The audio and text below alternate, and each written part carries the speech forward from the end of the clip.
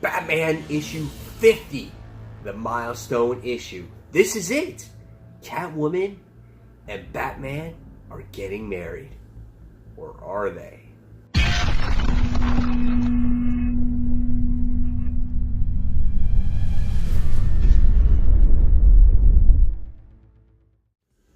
Hey comic book fans, welcome back to Comic Book Corner 2.0, and fans, you're back with me, Mike Spider Slayer, getting ready to do that all-important comic book review so you, the fans, can make a decision on what comic books to buy.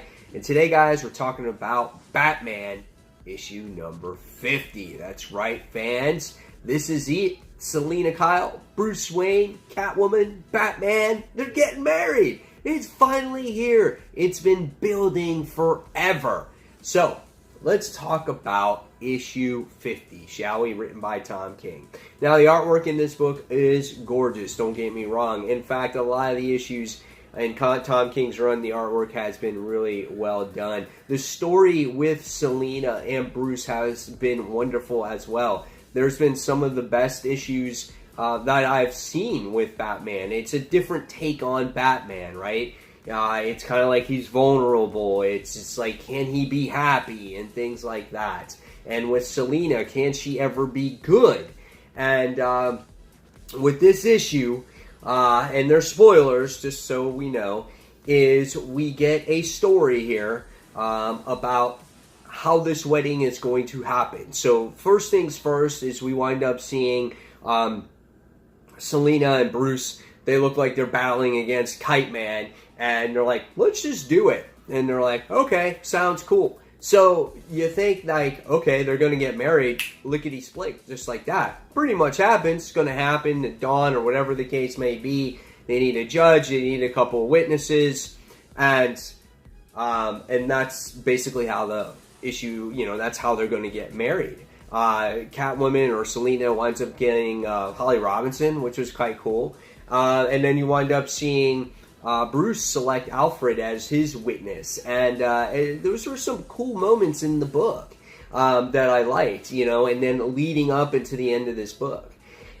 But what happens in the issue is that, just like in X-Men Gold, our heroes, or whatever you want to call them, anti-heroes, they don't get married to each other. They basically leave each other letters.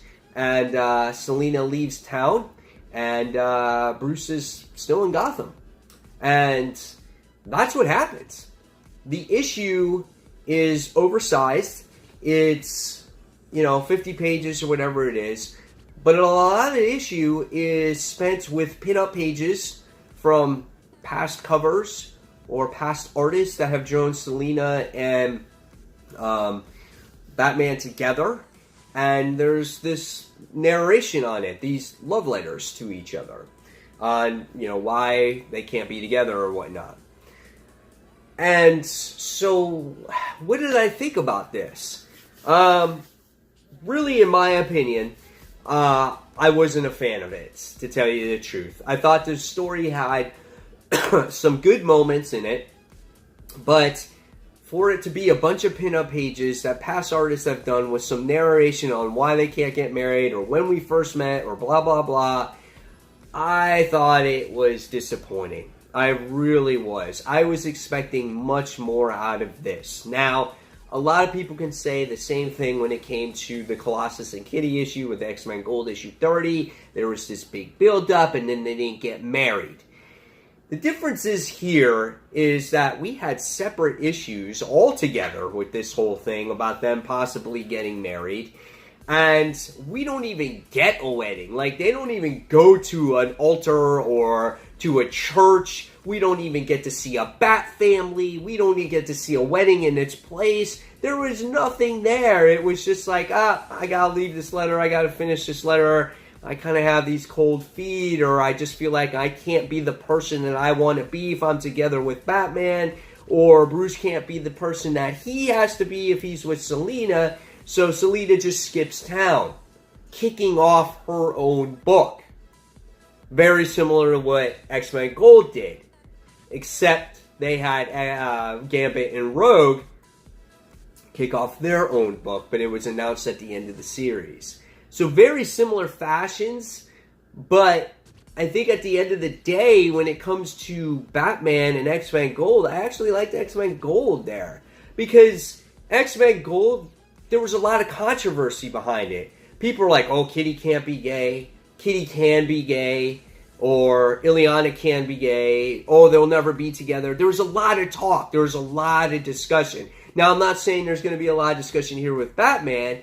I just feel like the story is just not as solid, right? We get all this build up and then it's just like, that's it.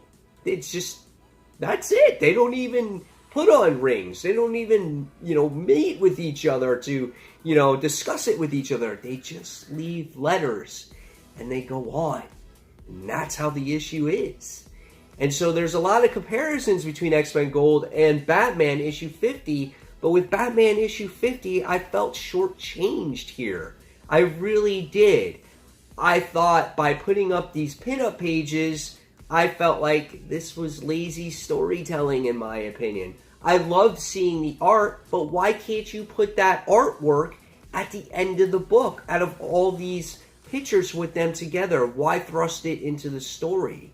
I did not agree with that aspect of the book whatsoever. It cuts the story down completely in half to me. Again, that is my opinion though. You guys could absolutely love this, and if you do, that's great. But I felt shortchanged with this particular issue. I really did. I'm not saying it's a horrible issue in any shape, form, or fashion. I just feel like I was gypped. I was expecting a different type of story. I was expecting, we didn't know exactly how, Bruce and Selina were going to get married, right? But it was absolutely nothing. Let's meet at a rooftop. And then that doesn't even happen. I was expecting Bat Family. I was expecting Alfred. I was expecting everybody there. Maybe the villains making an appearance. Something like that. I thought Batman issue 49 was a much better book than this. The issue with Selina and Joker was awesome. That was a great lead up into this issue. And this just felt flat for me. The last time we saw this type of issue was in the beginning when Catwoman wrote a letter to Batman way back when Tom King first started his run. So this kind of came full circle. So in instances, this is an okay issue, but in many instances, I wasn't a fan of it either. So at the end of the day, I'm going to give it a 3.5 out of 5 stars. And I think I'm being a little bit generous with it. So guys, in the comments below, tell me what you thought of this issue. Did you agree with this story? Were you happy the way it was written? Now, many Batman fans are probably happy that these two are not getting married. And I agree with that. I really do. I feel like, if you're not a fan of them being together, then Batman's going to be separate, Catwoman's going to be separate. That's fine.